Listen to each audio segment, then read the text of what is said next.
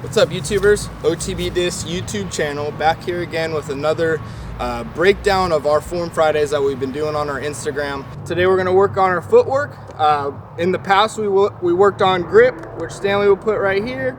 And then the second video, Sam talked about nose angle and shaking a very tall man's hand.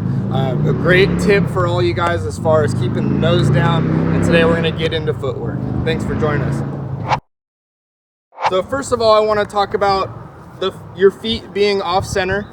Obviously, if you're a right hand backhand thrower, your right foot is going to be slightly ahead of your back foot. So this is going to be just a little bit further up, usually maybe halfway. It depends on the person. I've seen people as far back as this, especially on like standstills, they might exaggerate it a little more. But I've seen people that don't look like they're staggered that much, that just works for their body type.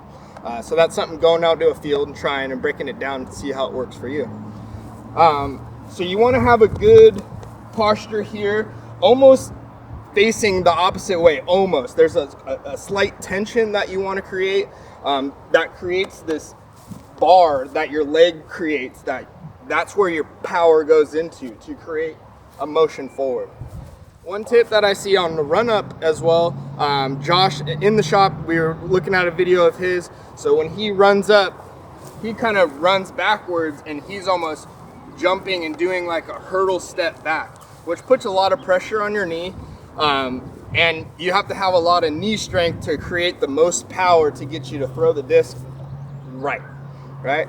So one thing that we were talking about is creating this, instead of here, you're creating this little bit of tension in your leg, and that creates a little more pressure on this back leg and creates a natural pop forward that gets all the force to go in front of you.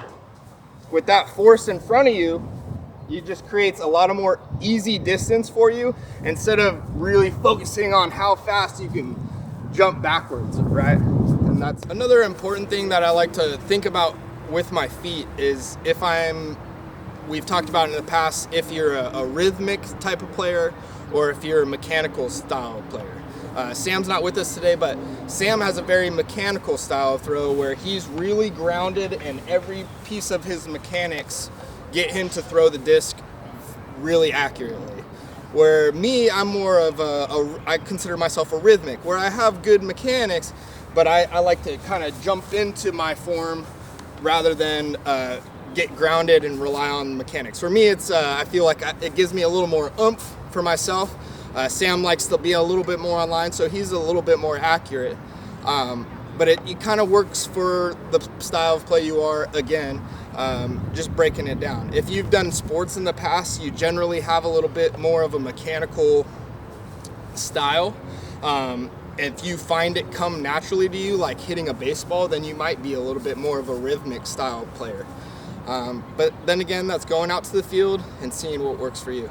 Thanks for joining us on our Form Friday breakdowns. This is our YouTube channel. Please leave a like, a subscribe, go follow our Instagram to learn more about our Form Fridays with me and Samuel. And thanks for joining us.